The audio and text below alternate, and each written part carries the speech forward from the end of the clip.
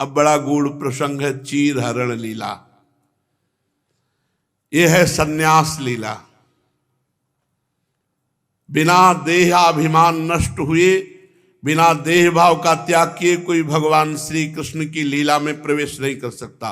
पांचों भूले देह शुद्धि, छठे भावना रास की।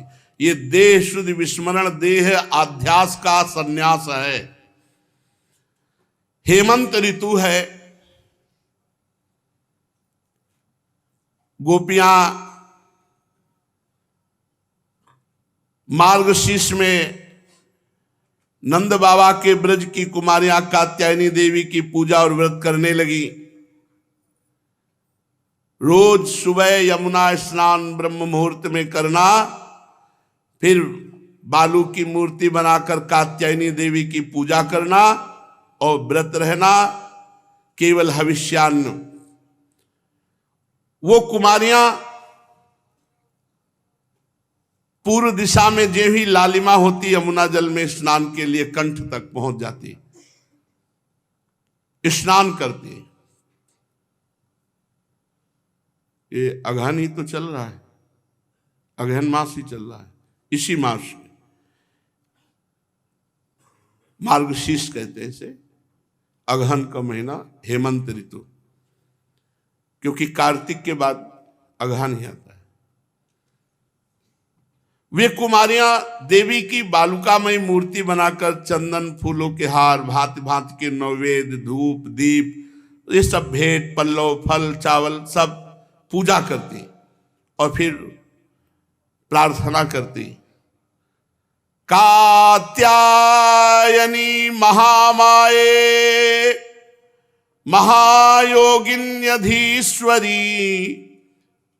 हे कात्यायनी, हे महामाये, हे महायोगिनी, हे सर्वशक्ति समन्वित सबकी स्वामिनी, हम आपसे इस सेवा के बदले में, व्रत के बदले में एक फल मांगती हैं। और वो फल क्या हो? नंद गोप सुतम देवी पतिम में कुरुते नमः इति मंत्रम जपन्त्यस्ताः पूजाम चक्रुः कुमारिकः। सब कुमारी हैं, नौ किशोर अवस्था है और सब एक साथ जाती, किसी को ईर्ष्या नहीं है। भगवत मार्ग में ये नहीं होता, ईर्ष्या नहीं होती, सब एक साथ जाती, सबका एक ही उद्देश्य है श्री कृष्ण। सब प्रेम से यमुना स्नान करती हैं, पर एक त्रुटि है साधना में। अभी 9 किशोरी बच्चे हैं, सब निर्वस्त्र स्नान करते हैं, क्योंकि ब्रह्म मुहूर्त अंधेरा छाया रहता है, सब अपने अपने कपड़े उतारे निर्वस्त्र स्नान। ये साधना में त्रुटि है। धारा जी में निर्वस्त्र स्नान करना निषेध है। सब एक ही मंत्र जपती हैं, नंद गोप सुतम देवी पतिम में कुरुते नमः, नंद गोप सुतम देवी पतिम में कुरुते नमः, ये सब मंत्र जपती हैं। सब कात्यायनी महामाये महायोगिन्यधीश्वरी आराधना करती हैं। और सब कुमारियों के हृदय में एक ही बात है, नंद नंदन मेरे पति हो। सब प्राण न्यौछावर किए हैं नंद नंदन पर। महीना पूरा हुआ व्रत, पूरे महीने व्रत, कात्यायनी पूजा और नंद गोप सुतम देवी पतिम में कुरुते नमः, इस मंत्र का जप प्रतिदिन उषा काल में सब सखियां एकत्रित होती हैं और सब श्री कृष्ण का गुणगान करते हुए यमुना स्नान, फिर कात्यायनी देवी की पूजा, पूरा नियम है। और पास में ही कदम्ब का वृक्ष था, यमुना के पावन तट पर। वो अपने अपने वस्त्र से उतार के रख दिए। देखो यहां क्यों परमहंस जी कह रहे हैं, क्योंकि लीला विचित्र है, इसलिए पहले बता रहे कि है कौन। बोले सनकादि योगियों और भगवान शंकर आदि योगेश्वरों के भी परम गुरु ईश्वर हैं। उनसे गोपियों की अभिलाषा छिपी नहीं रही। कितने वर्ष के हैं भगवान इस समय? 6 और 7 के बीच में, क्योंकि 7 वर्ष की अवस्था में गिरिराज जी को उठाया है। अभी पूरे 6 के आगे भले हो सकते, 7 नहीं हुए। बालक है, वहां कोई दोष दृष्टि थोड़ी, पर ब्रह्म परमात्मा है। अब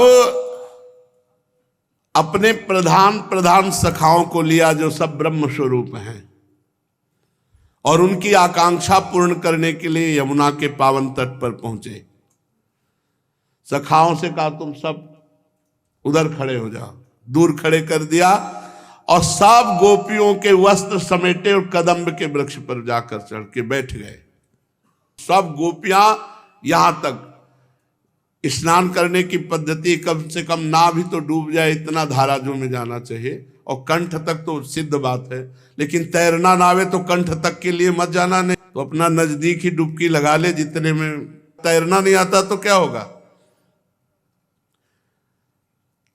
अब भगवान हंसते हुए समस्त वस्त्र लिए और कदम्ब के वृक्ष पे बैठ गए। जब गोपिकाएं स्नान करके दृष्टि डाली तो किनारे वस्त्र नहीं, तब सब एक दूसरे की तरफ देखी। भगवान ने कहा वस्त्र यहां हैं, मैं मजाक नहीं कर रहा हूं, हंसी मजाक नहीं कर रहा हूं। तुम लोग व्रत करते करते दुबली हो गई हो, लेकिन तुम्हारी त्रुटि हो रही है।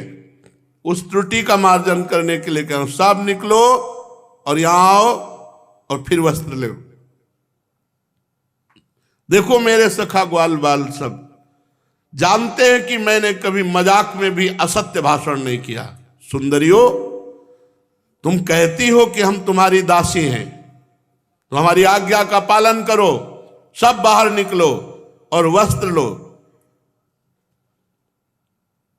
भगवान की ये विनोद भरी बात सुनकर गोपियां तो प्रेम में डूब गईं। तनिक सकुचाकर एक दूसरे की ओर देखने लगी और बोली श्री कृष्ण की आज्ञा है, इसलिए तुरंत सब बाहर निकलो। भगवान हंसी हंसी में उनके देह भाव का नाश कर रहे हैं। उनके विनोद से कुमारियों का चित्त भगवान में और न्यौछावर हो गया। ठंडा जल कंठ तक डूबी, शरीर थर थर कांप रहा था। उनमें एक ने कहा रुको, हम बात करते हैं। श्री कृष्ण, ऐसी अनीति मत करो। हम जानती कि तुम नंद बाबा के लाडले लाल हो, हमारे प्यारे हो, सारे ब्रजवासियों के प्राण हो तुम, पर देख रहे हो ना हम जाड़े में ठिठुर रही हैं, हमारे वस्त्र दे जाओ। यहां श्याम सुंदर, श्याम सुंदर ते दास्यः करवाम तवोदितम देहि वासांच धर्मज्ञ नो चेद राज्ञ ब्रुवामहे। श्याम सुंदर, तुम जानते हो कि हम तुम्हारी दासियां हैं, तुम जो आज्ञा करोगे हम पालन करेंगे। तुम धर्म का मर्म भली भांति जानते हो, हमारे वस्त्र दे दो, नहीं तुम बाबा से शिकायत करेंगे जाके, नंद बाबा से। भगवान ने कहा कि कुमारियों, तुम पवित्र हो, तुम प्रेम से युक्त हो। देखो, जब तुमने कह दिया कि हम तुम्हारी दासी हैं तो हमारी आज्ञा का पालन करो, सब निकलो और अपने अपने वस्त्र ले जाओ। परीक्षित कुमारियां ठंड से ठिठुर रही थी, भगवान की बात सुनी, सब बाहर निकली। भगवान ने वस्त्र उठाए और कंधे पर रख लिए कि आज से तुम्हारा भार मैं स्वीकार करता हूं। देखो, ये बाहरी दृष्टि से मत देखना इस लीला को, बहुत उत्तम कोटि की देहातीत स्थिति पहुंचाने वाली लीला है। भगवान ने वस्त्र कंधे पे रख लिए और मुस्कुराते हुए बोले, गोपियों, तुमने जो व्रत किया था अच्छी तरह निभाया, पर वस्त्रहीन होकर यमुना में स्नान करने से तुम्हारी व्रत में त्रुटि हो गई, अपराध बन गया, यमुना जी का अपराध बन गया। अतः इस दोष के लिए हाथ जोड़ो, सिर पर लगाकर यमुना जी को प्रणाम करो, वरुण देवता को प्रणाम करो, अभी वस्त्र ले लो। भगवान श्री कृष्ण की बात सुनकर कुमारियों ने तत्काल आज्ञा का पालन किया। पर यमुना जी को प्रणाम नहीं किया, वरुण जी को प्रणाम नहीं किया, श्री कृष्ण को प्रणाम किया और कहा, हे श्री कृष्ण, आपके प्रणाम मात्र से समस्त अपराधों का मार्जन हो जाता है। देखो गोपियां जानती हैं श्री कृष्ण कौन है, परब्रह्म परमात्मा। बहुत हृदय में करुणा भगवान श्री कृष्ण के हृदय में उमड़ी, पर गोपिकाओं के हृदय में तनिक भी रोष नहीं हुआ कि हमारे कपड़े हटा लिए और ऐसा ऐसा। भगवान ने समस्त गोपियों को वस्त्र दिए, वो वस्त्र धारण किए। अब वो सब भगवान की तरफ प्रेम भरी चितवन से देख रहे हैं। भगवान श्री कृष्ण ने कहा, तुमने जो हमारे चरण कमल स्पर्श करने की कामना से व्रत किया, तुम्हारे जीवन का एक संकल्प है श्री कृष्ण, तो मेरी प्रेसी कुमारियों, तुम्हारी पूजा सफल हुई। मैं तुम्हारी अभिलाषा का अनुमोदन करता हूं, तुम्हारा संकल्प पूरा हुआ। जिन्होंने अपना मन प्राण तन मुझे समर्पित कर दिए हैं, उनके मन या इंद्रियां उनको कभी सांसारिक भोगों में नहीं ले जा सकती। ठीक जैसे भुने हुए या उबले हुए अन्न में अंकुरण नहीं होता, ऐसे मेरे साक्षात्कार किए हुए भक्त के हृदय में काम आदि दोष नहीं रहते। ऊसर बरसई तृण नहीं जामा, संत हृदय जिमि उपज न कामा। इसलिए कुमारियों, तुम सिद्ध हो गए, जाओ, अब तुम्हारा पांच भौतिक शरीर नहीं, ये चिदानंदमय है। आने वाली शरद ऋतु की रात्रियों में मेरे साथ विहार करोगी। हे देवियों, तुम्हारा व्रत पूरा हुआ, कात्यायनी देवी की आराधना पूरी हुई, तुम सब हमको प्राप्त करोगी आने वाली शरद रात्रि में अद्भुत रास। ये सच्चिदानंद घन भगवान की दिव्य मधुर रसमयी लीला, ये चिन्मय लीला है। ये सच्चिदानंदमय भगवान की चिन्मय स्तर में लीला हुआ करती है। प्राकृतिक भाव इसमें मत लगाना। भगवान की परमोज्वल दिव्य लीला, भगवान की स्वरूप भूता नित्य निकुंजेश्वरी वृषभानुनंदिनी श्री किशोरी जू और उनकी तदंग भूता प्रेममयी गोपियों के हृदय में प्रकाशित होती है। निरावरण होकर के ही लीला में प्रवेश होता है। पांचों भूले देह सुधि, छठे भावना रास की।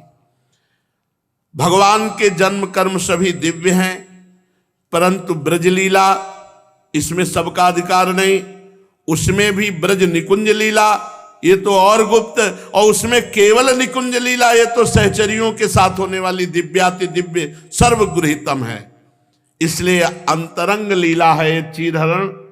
इसे ये न समझा जाए, बाहरी बातों में न लाया जाए। ये भगवान की चिदानंदमय लीला का चिन्मय खेल है। जो भगवान के चरणों में समर्पित होते हैं, भगवान उसके देहाभिमान को गलित कर देते हैं।